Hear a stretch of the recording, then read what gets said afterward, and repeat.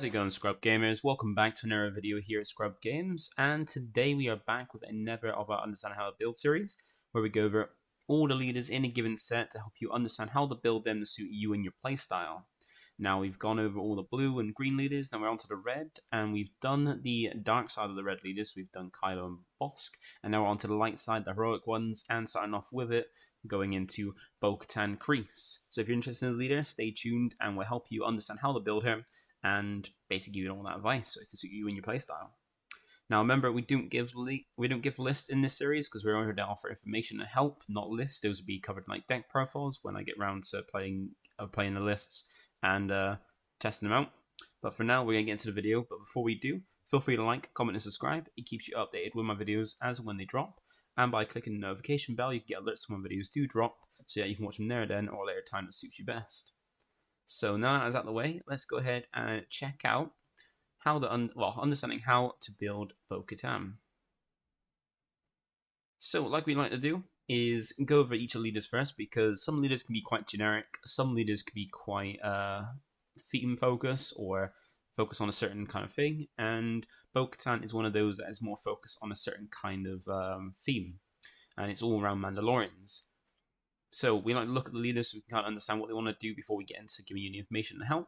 And with Bo-Katan, she is a Mandalorian, so that's what her trait is, a Mandalorian. So she's got that, and that's got a nice benefit because you did have some, like a very few in set 1, and now in set 2, that's like kind of have to focus, being like the Shadows of the Galaxy, being like the dark side with the bounty hunters and stuff like that, and the Underworld cards, and then also the Mandalorians as well, being a good focus on set 2.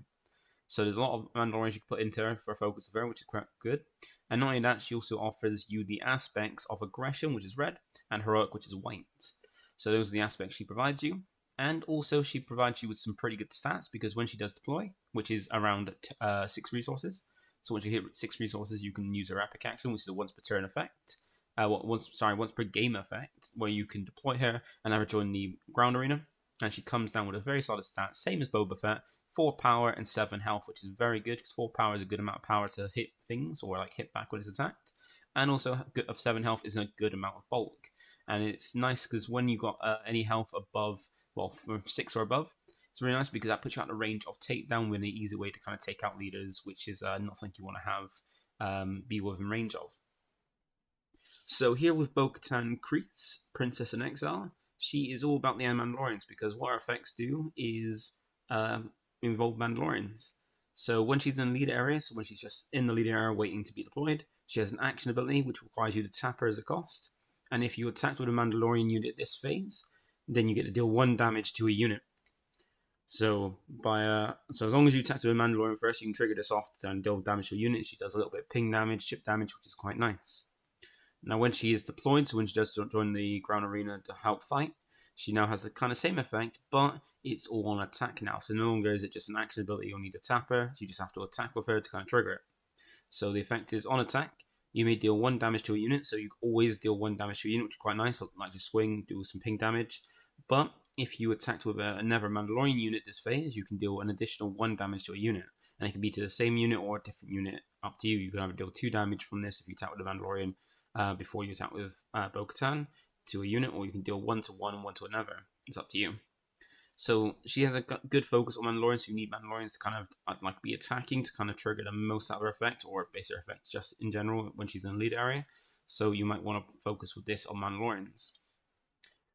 Now, not only that, but she also does have a showcase, and her showcase is actually one of the better ones in the set, because what I find is some of the showcases in this set too, half of them are pretty nice, they're pretty cool ones, but the other half are pretty lackluster, not great. But then again, art is subjective, so if you like it, that's fair enough, and if you don't like it, that's also fair enough. But for Bo-Katan, I reckon her showcase is actually one of the better ones, and a very nice one, and gives a bit nice emphasis. But it's just interesting how she's more like blue, like she's a red leader, but she's very blue with her like tech boxes and stuff, which kind of confuse people. But outside that, she's a very nice one, and she's one of the rare leaders as well from the set, the rare leader for the heroic side of aggression. Not only that, there are a fair few Mandalorian cards, and they're like all in different kinds. So you got the units, you got the space units, and ground units can have Mandalorian as well. You even have upgrades that have Mandalorian, or can provide Mandalorian, like Foundling here. And you even have events that are Mandalorian, which is pretty nice. So you have things like Sundari Peacekeeper being a pretty nice unit. not the best power, but a good amount of bulk for its cost. But when it attacks, it does have Raid 1, Raid 2, and Restore 2, so when it attacks, it gains 2 more power and also heals 2 from your base, being a very solid Mandalorian. And you have Disabling Fang Fighter, like an example of a good space unit, being very solid for its stats and for its cost, and also nice effects like defeating upgrades, which is a kind of key theme in set 2. And then you have upgrades like Founding here, being a Mandalorian upgrade. It gives us +1/1 to stats at a cost of 1. And also is a nice one because it can give the trait of Mandalorian to a unit, because that's the whole thing in Foundling. So it means you can make a card that normally wouldn't be a Mandalorian into a Mandalorian using this. And then you have This Is the Way being a good event that's a Mandalorian, which is for a 2-cost event that allows you to look at the top 8 cards of your deck for up to 2 Mandalorians and or upgrades. So either 2 Mandalorians, 2 upgrades, or 1 Mandalorian and 1 upgrade. And then reveal them and draw them to your hand. So nice bit searching a fair few ones, and it's nice to have a fair few Mandalorians to have benefits from Bo-Katan's effect, or even find them as well. Also, what we want to talk about is because in this game, if you remember, you have to have a leader and a base to kind of play the game. So you have your leader, which provides 2 aspects, being either heroic or villainy, depending on what's on the dark side or light side, plus one of the color aspects. In Bo-Katan's case, it's the aggression one, the red one. And with your base, you get another aspect to give you a good amount of options in 4 different aspect combinations. So with this, if you had a blue base with blue base with Bo-Katan being Vigilance, then you have access to white, red, and blue. If you had a green base being Command, then you would have access to Heroic, Aggression, and Command being a white, red, and green. And if you had a red base, so another aggression base to go with Bo-Katan, you'd have access to white and double red. And then if you had a cunning base, which is yellow, you'd have access to white, red, and yellow. Now you might be thinking, what is the whole purpose with the aspects? Like, why do we need them? Because if you didn't know, you can play absolutely any card you want in your deck and play any card you want. So you can include anything in your deck with deck building and play any card you want. But when it comes to playing the cards, that's where something called the aspect penalty comes into effect. And that is where if any aspects on the card you want to play don't match what's on your leader or base, then you have to pay an extra 2 per aspect that doesn't match. So say you're playing a blue base or Vigilance base with Bo-Katan, you have access to white and red thanks to Bo-Katan and blue from your base. That's the 3 aspects you have. And if you were to play a card that is just solely blue, green, blue, red, or white, or a card that is a combination of white, blue, and white, red, you won't have to pay the aspect penalty. You just play it as normal. You just pay it for its cost, and that's it. Done deal. But if you were to have that same combination but want to play a green card, because you don't have a green aspect among your leader or base, you have to pay the aspect penalty, being 2 for every aspect that doesn't match, on top of the cost of the card. So if you want to play a green card when you had Bo-Katan and a blue base, green doesn't match, you have to pay an extra 2 of that. And if the card costs 3, it costs now 5 because extra 2 on top of its cost thanks to not having green. And if you wanted to play a green-black one, so a command and villainy card, because neither of those aspects match what's on your leader or base, you have to pay an extra 2 per. So what would be a free cost, you have to pay an extra 2 for command, the green aspect, and also an extra 2 for the black aspect, meaning you have to pay extra. You basically have to pay a card that would normally be free cost as 7 because 2 aspects don't match. Now the same thing can also be done for the aspects as well for double aspects. Now each aspect only provides 1 of it. So if you want to play a double aspect, so a card that has 2 red aspects, so double red, if you had Bo-Katan and the blue base, you'd have to pay the aspect penalty for that as well, because while Bo-Katan has red, it provides 1 red. Because you don't have the second red aspect, you have to pay an extra 2 because you don't have the second one. So generally for double red cards, you're then playing those with a red base to kind of ignore the aspect penalty, but you can still have cards that can still good for aspect penalty. You just have to figure it out for yourself. Because some cards are still very, very worth it for the aspect penalty, playing in different combination where I have to dedicate to that base. But you just have to test out and see what works, and if it works with the strategy or with the game you plan on playing. And not only that, we're also going to cover what each of these aspects want to do, because before we get into them, we kind of might want to understand like, what does red want to do, what does blue want to do, and etc. etc. And we're going to explain that, because we'll start off with the color order. So like Bo-Katan's herself, so aggression. So aggression is, like the name suggests, a very aggressive color, and it wants you to attack with maximum efficiency and dish out loads of damage. Could be either damage to a base or damage to units, and it's a great fit for anybody who wants to play like a fast-paced game, a very fiery play style that break through your opponent's defenses and just throw out damage until you win the game. So if you want to play a very aggressive play style, then aggression is a very good one for you. But then we got blue, which is vigilance, and this is one more of like an offensive one. So for vigilance, the blue one, this is one that where you want to normally play defensively with the ability to heal your base or units, remove dangerous units from play using events, and also protect your base from enemy attacks using like sentinels and stuff. Now, this aspect is perfect for anybody who wants to play very patiently in very grindy games, because it's the kind of way it wants to play, like very patiently and grindy. So that appeals to you, then blue could be a very good one. And there also is in both those aspects a fair few Mandalorians, like a majority of Mandalorians are in the aggression aspect red and a vigilance aspect blue. Now, if you want to play command, now this is more of a like a rampy play style, it's like one that wants to ramp up resources. Because what command wants you to do is accelerate your resources and bring out a load of units, either go wide with loads of units on board, or have units and then strengthen them up, or even play out very big units, like individual units that are very big themselves. And this is an aspect that is perfect if you want to play a very like overwhelming playstyle where you just bring out a massive board that your opponent is having a hard time to deal with, or just like huge units that your opponent has trouble like answering. So if you're interested in like ramp and playing out like a very overwhelming strategy, then command be a very good fit for you. So that's green. And then the last one we have is cunning, being the yellow aspect. Now this one is one of my favorite ones because it's a very like it's like a very Swiss Army knife. Like it wants to adapt to any situation on the fly with powerful immediate effects and have lots of tools for disrupting your opponent's gameplay. Now, this is an aspect that is a perfect fit for anybody who wants to respond to like threats quickly and have an answer to almost anything your opponent would want to throw at you. So, if you're interested in like having a very like controlling like reactive gameplay and strategy, then cunning is a very good one for you to choose. So hopefully that's explained the aspects and kind of which one kind of suits you, like what sounds like more interesting to you, along with this leader.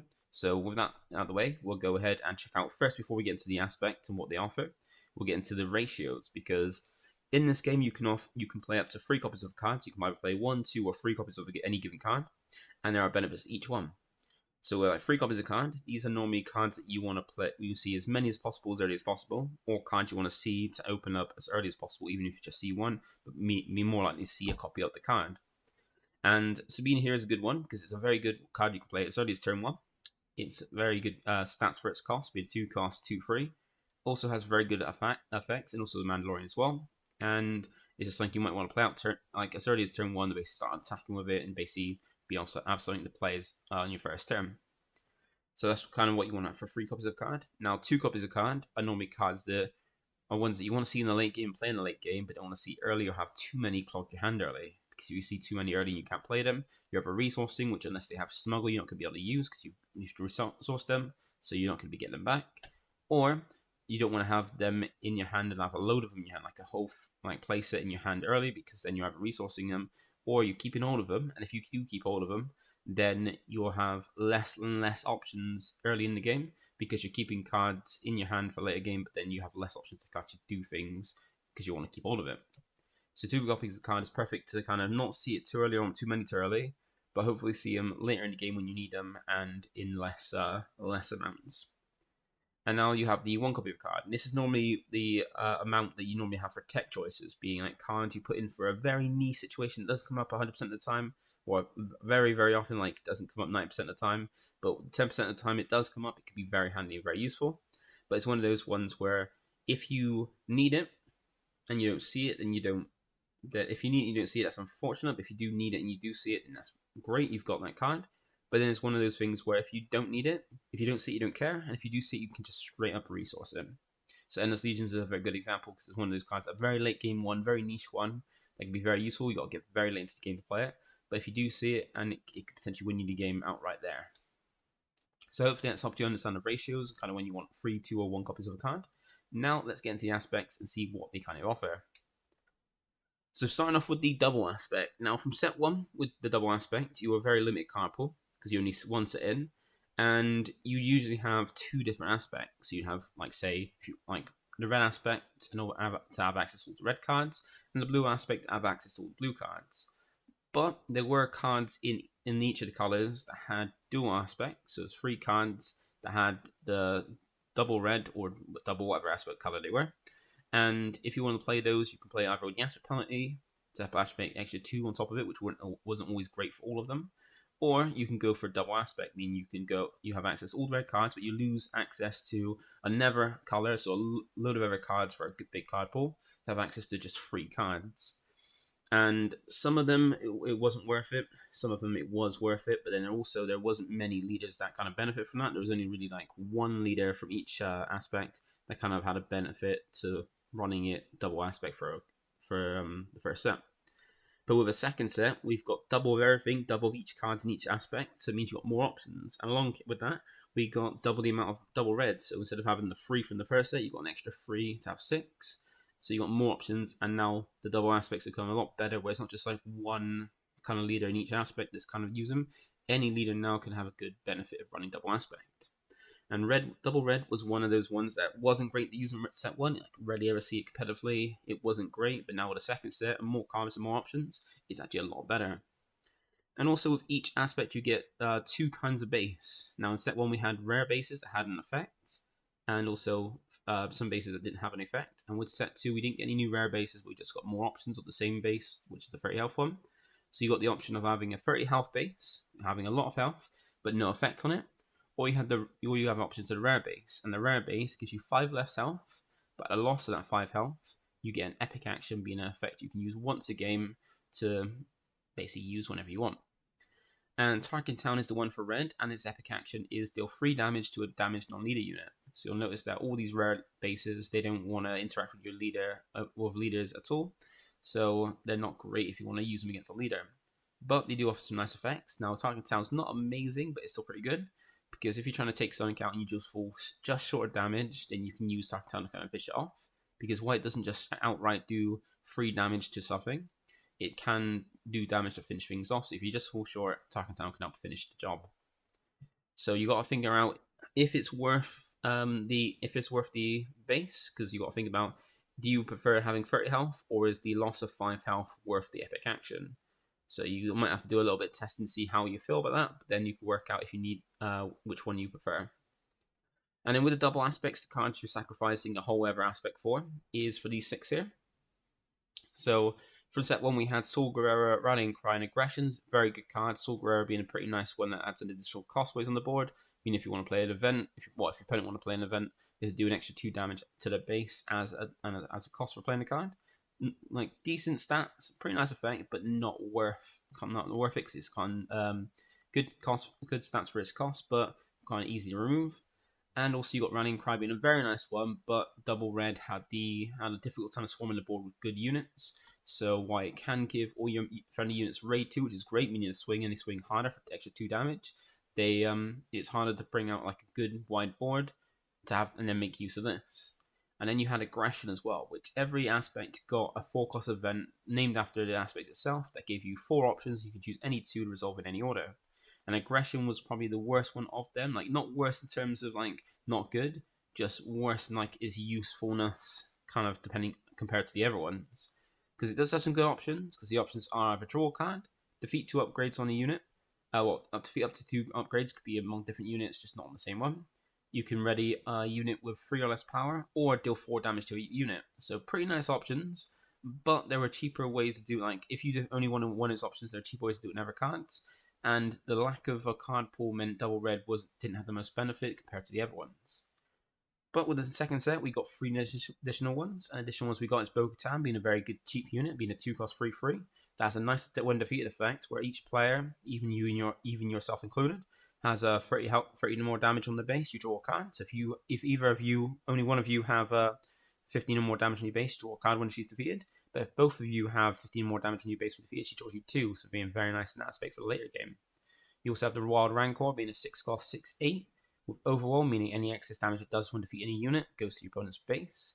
And also when played, he allows you to do 2 damage to all other ground units, being even yours and your opponent's, but not to itself. And a great one that is like a really nice addition to double red is Chaos of War, being a 3-cost event, just like Rallying Cry, but its effect allows you to deal damage to each player's base equal to the number of cards in that player's hand.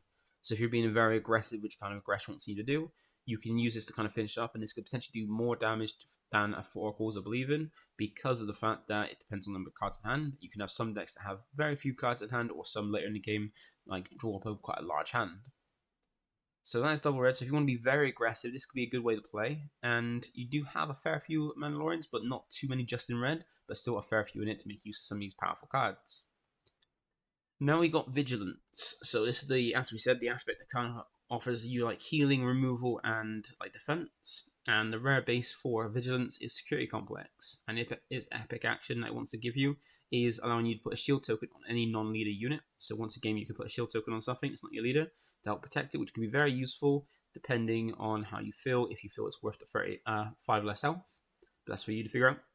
But in the light side of blue, you do have some really nice cards. You have Restored Arc being a good turn one play, and like most of the blue cards, they offer you things like Restore, where when it attacks, it heals you damage on your base equal to the number on it. So Restore 1 heals you 1. And you have a fair few Mandalorians, because as I said, there is a lot of Mandalorians in blue and red, so good combination there. And you've got nice ones like Clan Wen Rescuer, where when he's played, you can put an experience token on a unit. It could be itself as well, meaning it comes down as a 2/3 at minimum. You also have Concord Dawn, Dawn Interceptors being a very nice space unit, where it's a 3 cost, 1/4, so not the greatest power when it's attacking, but it has Sentinel forcing your opponent to attack into it instead of your other units or base. And while it is defending, so being attacked, it gains extra 2+ power, so it's then hitting back harder when they attack into it. So it might not hit hard on its own, but when it's being attacked into it, it fights back a little bit harder. And then you have some pretty solid later game units in the Armor and the Mandalorian being nice legendary, where they're both Mandalorians and also some pretty nice stats and some effects. So Armor is a 5 cost 3/5, which is not too bad. You think about it, you got these kind of stats on a 3 cost, but those are like very more legendary, or like becoming a new curve.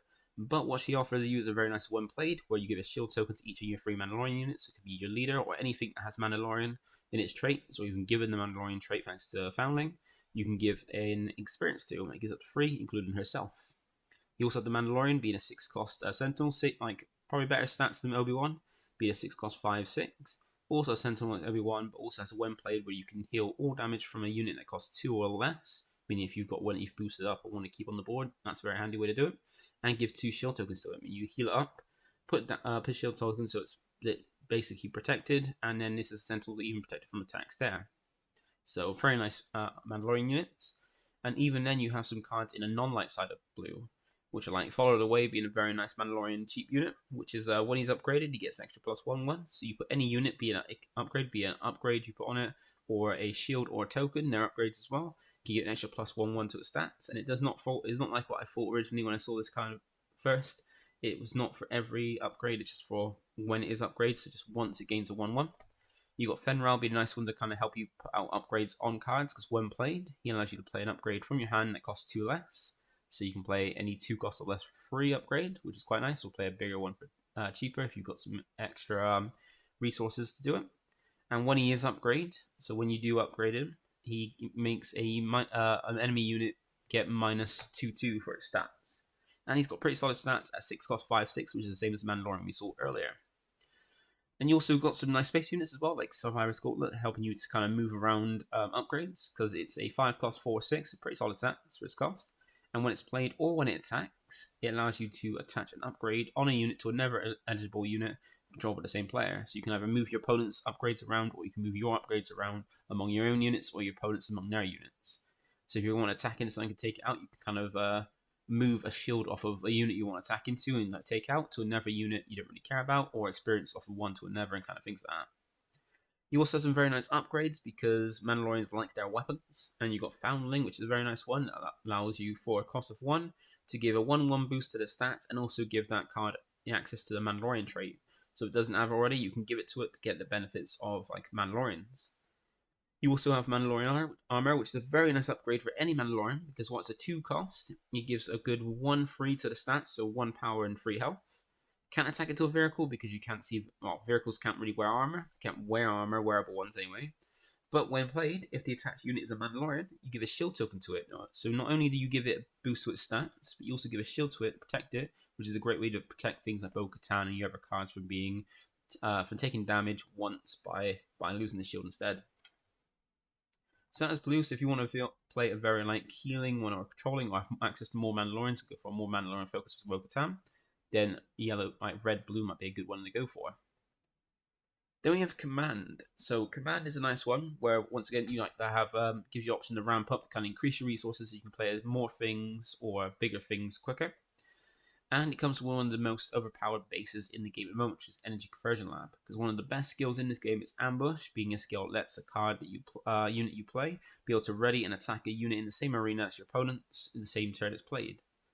And Energy Conversion Lab allows you to first epic action to do that by allowing you to play a 6 cost or less from your hand and give it Ambush for the phase. Now you don't play the card for free, that would be a bit overpowered, but you do get to play it with that skill of Ambush if it doesn't have it already. Meaning you can use it to then make a unit take out a unit straight away before it gets to do anything, or even trigger things that have both one player on attack like General Rykut here. And as well as that, you have some really nice units as well. So you have like Scenario Peacekeeper, one of the Mandalorian kinds, and a very nice one at 3 cost 1/5, so pretty good stats. Not the best in attack, but pretty decent. But obviously you raid 2 and restore 2, so when it attacks, it not only gains 2 power when it's attacking, but heals your base for 2 to help you kind of live longer.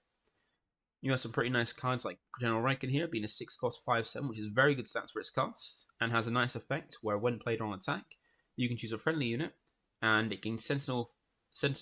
Well, if it has Sentinel, it gains an experience. Otherwise, it gains Sentinel for its phase.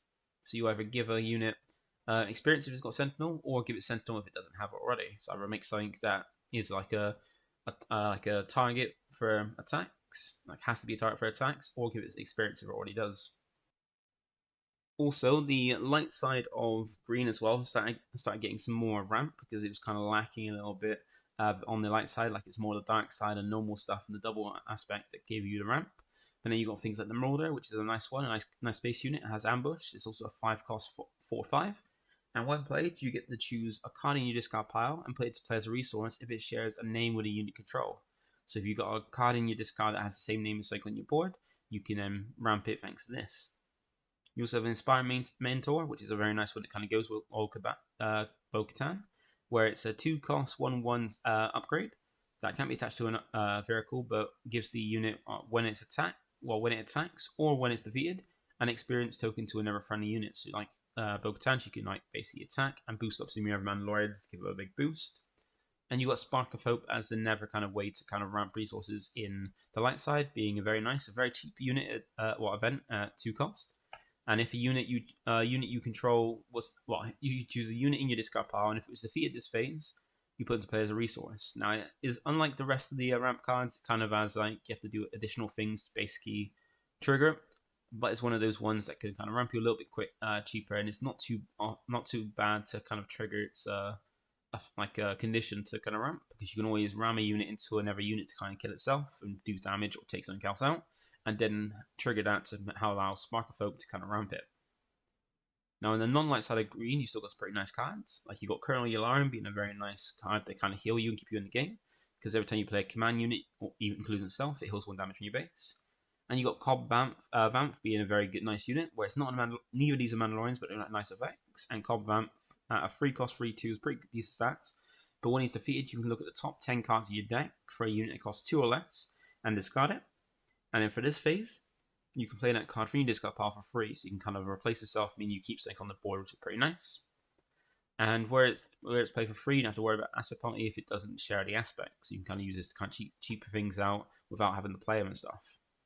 And then you also got the Darksaber being a very nice one that goes well with Bo-Katan. And unlike most upgrades, you don't need to worry about playing green for it, because if your sole purpose is to put this on Bo-Katan when you do draw it, and then you didn't need to worry about playing green, because it's got a nice effect, which while you're playing this upgrade on a Mandalorian unit, which Bo-Katan is, you ignore his aspect penalty.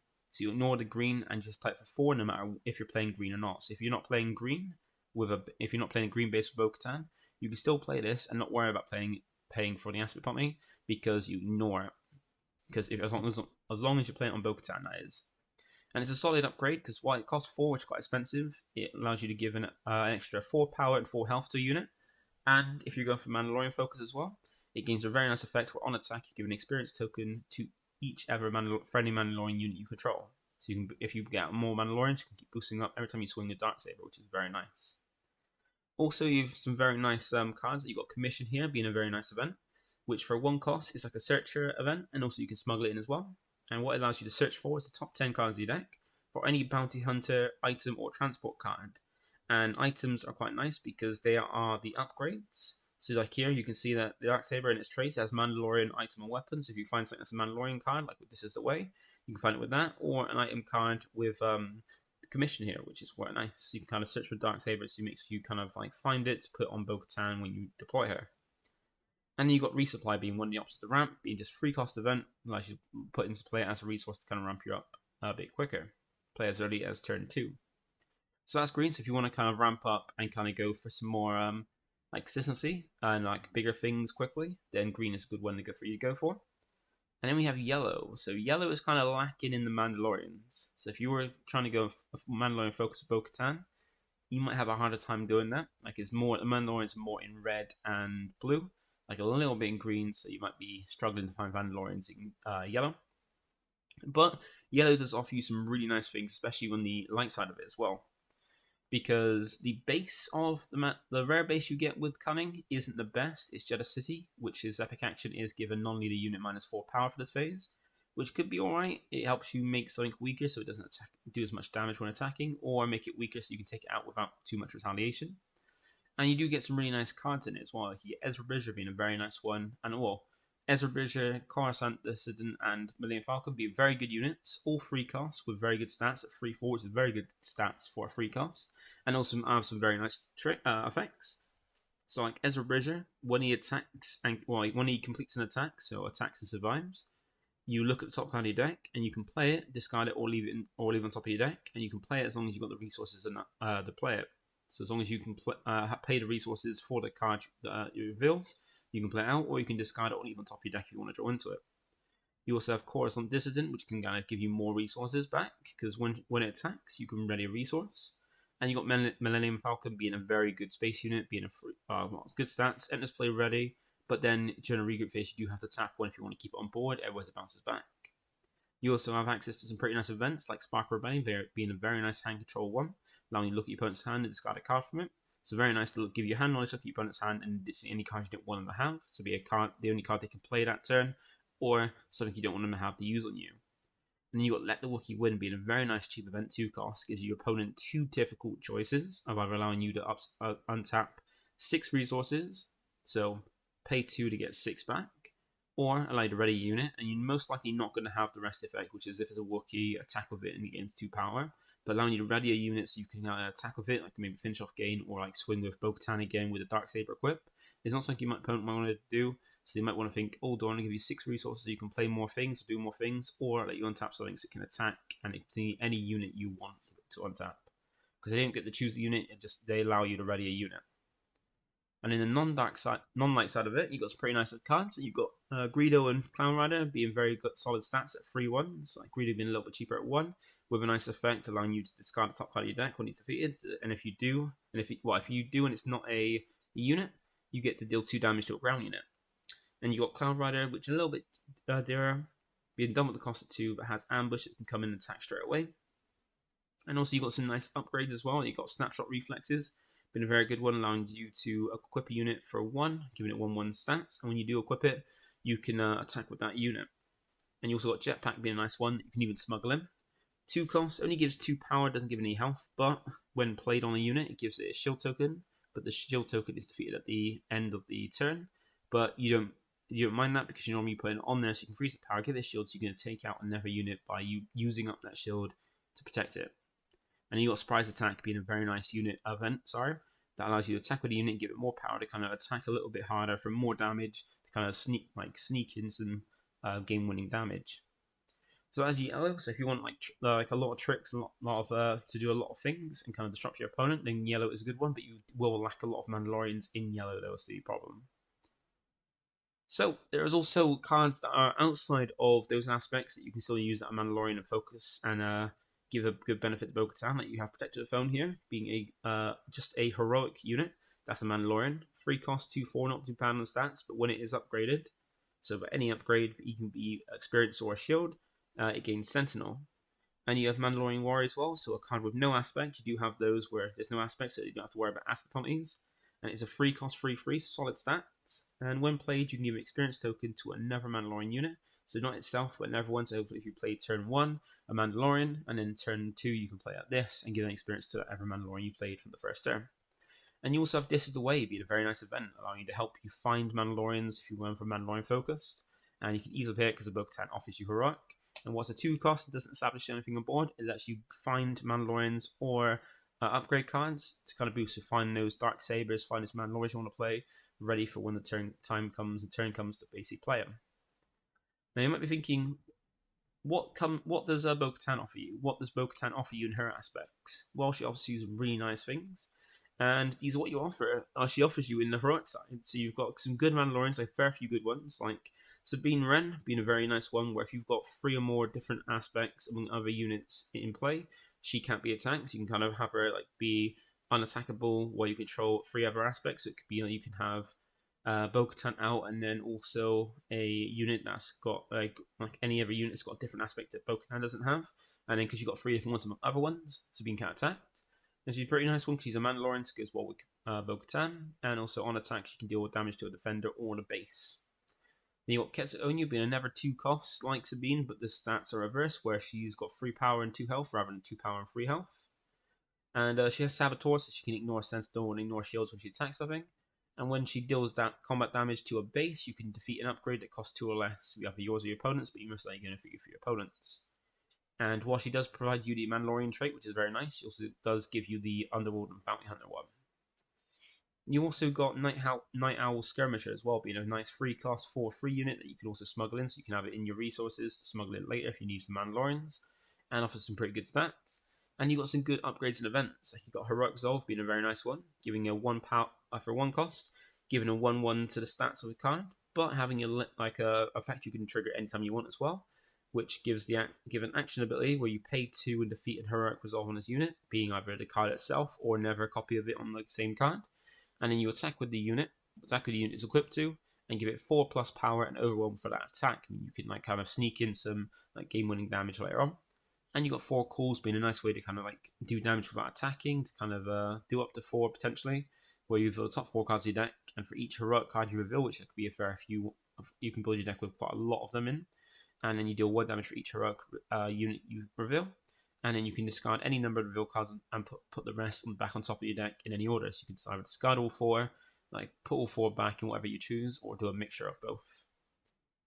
And in the non-heroic side of red, you've got these cards.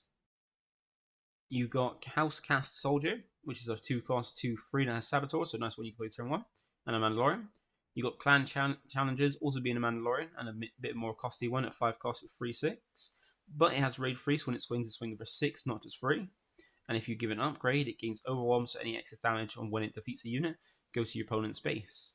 You've also got some nice upgrades like Hotshot DL Blaster, which you can either use as normal, as just a 1 cost upgrade to give 2 power, or you can smuggle in if you go for Cunning, because when it is smuggled, you can attack with the attached unit when you basically end the same action. So you can kind of equip it and then attack straight away. Whereas if you can do it normally, you'd use 1 action to equip it and then 1 action to attack.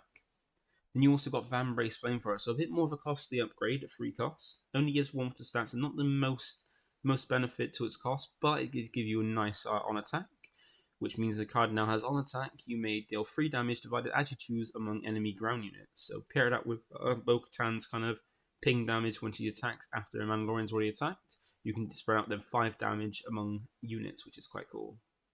And you also got Precision Fire. So if you notice, a fair few Mandalorians also are troopers as well. So Precision Fire could be a good one you can kind of use with it, because it allows you for 1 cost to attack with a unit, and if it gains Saboteur for this attack, then you can attack. It can attack ignoring Sentinel, and when it attacks a unit, it defeats any shields it might have. And if the card you've chosen to attack with is a trooper, which, as I said, a fair few Mandalorians are, it also gets extra 2+ power for that attack. So you can use it on clan challenges to attack. It gains a boost, a 3 power boost from raid 3, a 2 power boost from Precision Fire because is a trooper. So it's swinging for 8 damage, and that could be to a unit or to a base. And if it's upgraded, it's got Overwhelm, and it can even pierce through damage on a unit as well.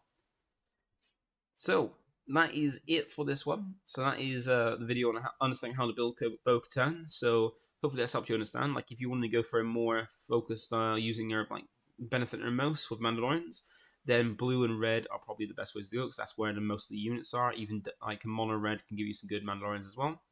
You also got green if you want to go for ramping and kind of go for that way, and you got yellow if you want to go for a kind of a controlling build that doesn't have many Mandalorians but offers you many different options to kind of strategize with. So that is it. Thank you for watching. Feel free to like, comment, subscribe, and tune in for the next one as we go in for the last of the red leaders, being Han Solo. So I'll catch you in the next one. Bye. Like a boss.